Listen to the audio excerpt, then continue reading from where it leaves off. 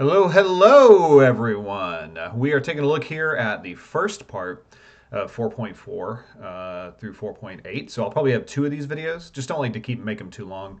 Part of the reason that this is going to be sort of divided like this, though, is that College Board, in its infinite wisdom, has decided that this whole section is just all kinds of like mixed up. So there's not like one section on transatlantic slave trade like there used to be, and then one section on trade in general or whatever. It's all sort of interwoven.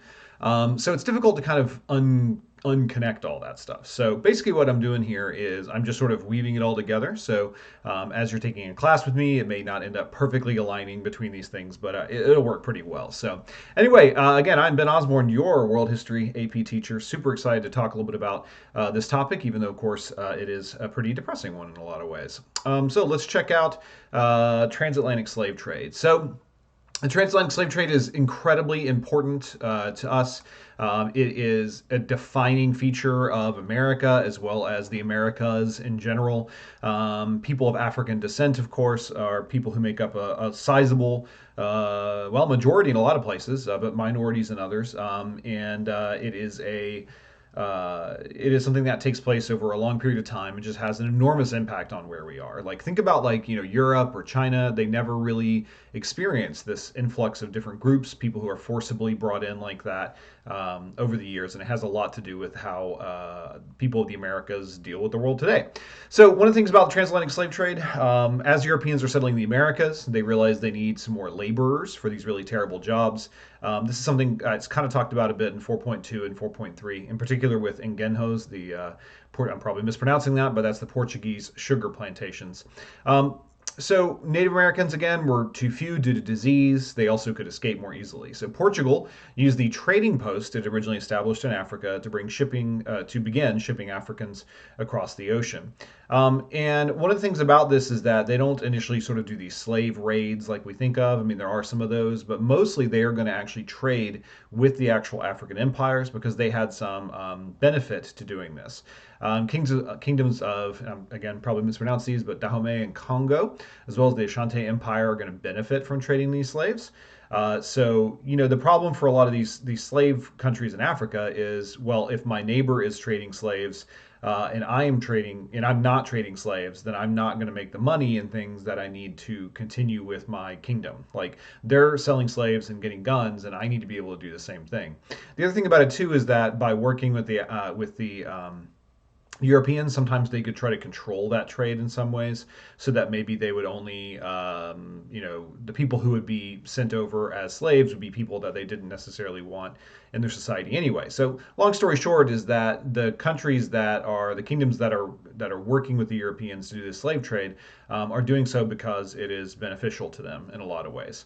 But one of the things that's important to realize is that there is a major difference between African slavery and the type of slavery of the Europeans. It is racialized. It is what is known as chattel slavery. So chattel means a possession. And this is the kind of slavery that we all just assume was always the case. So when we think about slavery in the Americas, in America in particular, we talk about this kind of chattel slavery where people are slaves, their children are slaves, they are literal property and owned by other people. But that's not the case necessarily throughout history. So John Green talks about this in his transatlantic slave video, but he talks about how Zheng He was a slave, but yet he also commanded an enormous empire fleet, basically. There's also examples like the Mamluks, who were slaves in the Egyptian Empire and had a lot of influence, or were military soldiers. Same thing also with the Janissaries, were technically slaves. There's also other types of forced or coerced labor like serfs. So, I mean, there's tons of these examples where there's lots of different levels to slavery and forced labor. In this case, though, chattel slavery is the worst of all of them because you are just literally a proper piece of property. And so that is what enslaved Africans were to the Europeans. And they're going to use things like this racism to justify some of their actions that they take. So real quick, just a couple of maps here for us. Over there on the left, you can see sort of the ownership around the time period of the beginning of the slave trade. That is the areas that are controlled by the Europeans. Over here on the right, you can also see the places where they're coming from. So it's going to mostly be that Western African area there, or a little bit farther down where Congo is. That's the primary areas they're coming from. And one of the major reasons for that, as we'll mention in a minute, is this slave trade that comes around the this area of Africa. The winds are very favorable for this, and so as the Europeans start getting slaves from these areas, they're going to increase the amount that they can get, and then that will become a particularly easy way for them to do that. You can see here kind of like with the size of these arrows is like how many of them went to certain places, and you can also see some of the percentages there. You can see the two primary places they're coming is Brazil with 38%, and then also the Caribbean. That is the primary place that they are coming to from Africa to that location. Now, don't forget, sometimes they are resold, in particular in the Caribbean. Some of those Caribbean slaves are resold into other parts of the Americas. But as far as like coming to America proper, you can see it's not a huge number because while we do have certain types of crops like cotton and stuff to grow, and people wanted slaves for that, they don't want. It's not as beneficial as say the sugar plantations or something would be. So a little bit less of that. All right, so looking again here at our transatlantic slave trade. Oops, sorry about that. Let's go back. Looking again at our transatlantic slave trade, we can see a couple of things that's really interesting is this triangular trade. So this triangular trade is the movement of goods and people around the Atlantic. So the environment is really interesting here, and it has a huge impact. Like if there were no winds that went across the ocean here, then none of this would have been possible. I mean, maybe Columbus could have somehow, creeped his way over to the Americas, but he might never have made it back, or alternately, he might have just he might have made it back, but people just couldn't easily make it back and forth. The difference, though, is that there are sea routes that are going to travel around the Atlantic that are going to lead to a profitable type of transportation. So one of the winds are going to go south from Europe to Africa. And then from Africa, they will go shooting across the Atlantic Ocean again to the Americas. And then from the Americas, then they will shoot back across the way into Europe. So because these prevailing winds are going in these ways, it made sense for the Europeans to kind of do this triangle across the Atlantic. And part of that has to do with trying to make money every step of the way. So they know that they have products they're going to ship out from Europe. So they've got to find a good place for those products. So Africa is a great place for those. But then they've shipped to Africa. What are they going to do now? Well, the winds are not favorable to go back to Europe. The winds are favorable to the Americas. So what's something they could trade? Well, they could trade slaves through that direction. And then once they get to the Americas, then they're going to trade raw materials back to Europe. So again, if at any part of this the winds went in different directions or had some other problems, it might not have ever happened. But because it was, or it would have happened in a smaller amount. But because it was, that is one of the key factors of that movement. The true horror of slavery is really realized with this part of it called the Middle Passage. This is the part from Africa to the Americas. I don't want to dwell on this for sort of just gross reasons or whatever, but I do just want to make sure that we all understand just how bad this was. So Africans are just crammed together in absolutely terrible conditions. If they were refused to eat, they could be forced potentially. Sometimes they ran out of food because the winds are kind of fickle, so they could end up being thrown over the side and killed. Or alternately, they could just be killed in general. People had almost no space whatsoever, about 4 square feet total. If disease was on board, it could wipe through the entire ship. Men and women were kept separate, so sometimes people, their kids would be kept separate. Children were kept in different areas also, and while they were let up on the top every once in a while, it was pretty infrequent and not pleasant anyway. Many people actually tried to commit suicide. They would jump over the side or something like that in order to prevent all that from taking place. So again, pretty terrible. There's lots of good examples and things you can check out if you have more questions about that. This is a example of sort of where they would pick up these Africans from.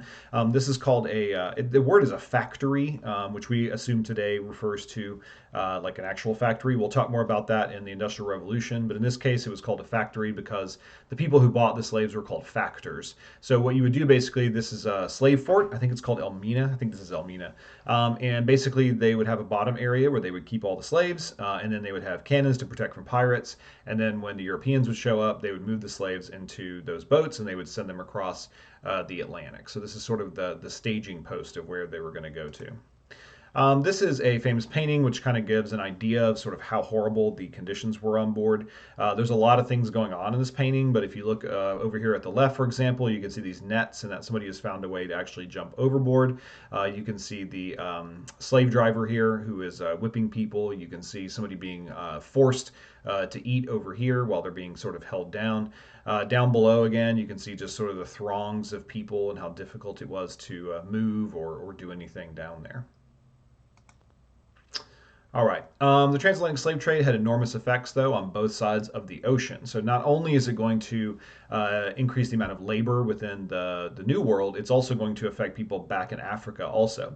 So, for example, in Africa, there's depopulation of the slaving regions. So not necessarily right on the coast, because that's where the kingdoms are that are benefiting from it, but sort of on the interior, people start raiding more often. So a lot of those regions ended up being reduced in number. We're also going to have a reduced number of men because men tended to be the ones that were the most valuable for labor, so they tended to do that as well, which led to a cultural condition of polygamy, where because there were fewer men, they tended to have more wives. That was already something practiced in Africa, but this is something that made it that much stronger. Destruction of bonds of kinship, so like families and like clan groups would be disrupted, weakening African states. It's kind of wild, but they basically make these economies dependent on slave trading. So eventually, what will happen is that when the Europeans ban slave trading in the 1830s, all these African states will essentially collapse. And when does European colonization come, imperialism come? Well, it comes 50 years after this. So it's in a sense it's sort of accidental, but it makes those states incredibly weak. In the Americas, on the other hand, of course, we have the institution of chattel slavery.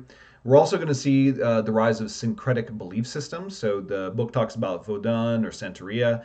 These are African religions that are sort of mixed or blended with European religions, specifically Catholicism, usually. We're also going to see Islam in the Americas for the first time because many of these African slaves who were kidnapped were Muslims. Also, of course, multiracial people, as either consensual or not, people are born from multiracial pairings. Dominance on trade goods also is gonna matter a whole lot as well. One of the things to remember is that resistance to the slavery occurred. This is not a passive situation. So, for example, in the New World, we have a couple of examples. There's a group of people called the Maroons who were slaves who escaped in Jamaica. They would go up in the highlands and they would sort of fight the British for a period of time. We also have examples of just sort of slave resistance to work, as well as slave revolts that are going to take place. These slave revolts were actually a lot more common than the history books let us know, but slaves just sort of stopped working or would revolt against them. Back in Africa, then we have a couple of examples where some of these folks would resist the Europeans. So King Afonso of Congo did actually become involved in the slave trade, but he tried to keep control of it as best he could, and he tried to kind of play the Europeans against each other. Queen Nzinga is also going to do the same thing. She has a couple different names. Queen Nzinga of Ndongo, as well as Mataba, which is the secondary kingdom that she takes over. But she also is going to resist. Sorry, that's my dog.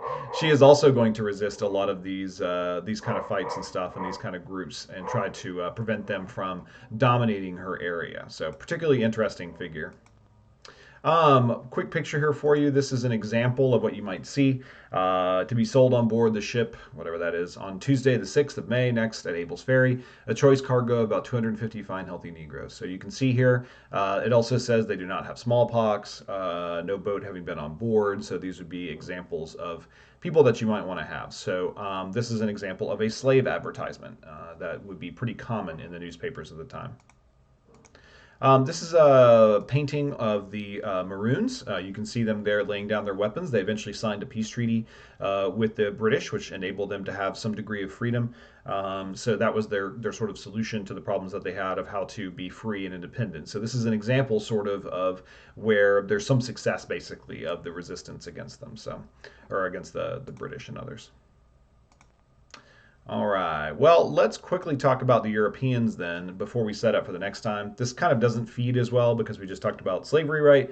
But to kind of divide this up into two, this one makes a little bit more sense for us to talk about real quick. So let's go ahead and do this, and then we'll continue in part two with more about the Europeans. So kind of flashing back a little bit here, remember the Europeans, Christopher Columbus, will come to the New World. We'll have a number of other groups as well. So initial exploration in this part of the world led to intense rivalries. So Spain and Portugal in particular are very much rivals against each other. Both are Catholic nations on the Iberian Peninsula. Both of them had dreams of bigger power. And so Spain are going to are going to conquer the Aztecs and the Incas, and Portugal will establish these sugar plantations in modern day Brazil. So this whole issue of the Americas then is who's in control or who is supposed to be the most powerful. So the way to resolve this then was they went to a sort of supposedly neutral third party who was going to be the Pope. However, the Pope was better friends with the Portuguese and liked them better than the Spanish, and so he ended up creating a treaty that really favored what they knew at the time was going to be the benefits to the Portuguese. And this treaty is called the Treaty of Tordesillas in 1494, and it is the reason why you don't have more Portuguese colonies in the Americas. It's also why Portugal is slightly separate, like it's in a different kind of location. There's Portuguese spoke in Brazil. Sorry, what I meant was say Brazil. Brazil's a little separate, and also why Portuguese is spoken there. So the reason why it was sort of supposed to favor Portugal is that all the really great stuff they thought at the time was all the trade with India and all the trade with the African colonies, right? So the Spanish were essentially being pushed out. Like they were not going to have any control over these locations. But what's ironic about it, of course, is that the Spanish end up doing even better because of that, because they were on the other side. One of the other things, of course, is gold is a major reason for the Spanish conquest and colonization. But unfortunately, in the Caribbean, as well as a lot of the Americas, there was not easily available gold. So we'll eventually find some in places like California and stuff. There is gold in the Americas, but it's just not as easy to get. So one of the things they're going to do instead is turn to silver. And we'll talk a lot more about silver in the next section. But in the meantime, they sought out other ways to make money in addition to silver mining. So the Spanish, for example, sought to enslave Indians in this thing called the encomienda system. So encomiendas are run by encomienderos. It is very similar to serfdom in a lot of ways. So basically, they would have these encomienderos, and they would give them territories. The Spanish government would give them territories, and then they could compel those Native Americans who lived in those areas to work for them. Again, it's not full-on slavery exactly, but it has a lot of the same effects as slavery. Like it's going to do very similar things, but the Native Americans did have a little bit more freedom than otherwise. So again, much like serfdom, they basically had to work on this farm, but they had some ability to kind of work for themselves. But this allowed for settlement with a captive workforce, essentially, so they could control it. And one of the places that we have there, much like we talked about the manor houses for manorialism, we have the hacienda as a large farm area that would be controlled by an encomiendero. Real quick map or two while my puppy is barking a little bit. Here's the Treaty of Tordesillas. You can see this map here of where that division is. So again, Brazil eventually will kind of bleed over to the other side past that area.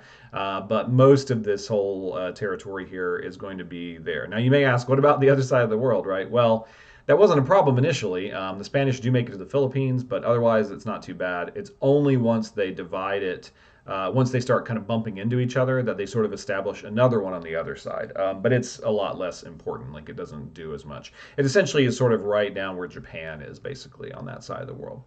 But that will wrap it up for us today. Hopefully that was a little bit helpful with some a little bit deeper explanations, particularly if you are one of my online students. And if you have any questions or anything like that, let me know. We'll see you back here for part 2 when we talk a bit about some more commercial trade and things like that that are going on. Y'all be great. Take care. Be safe.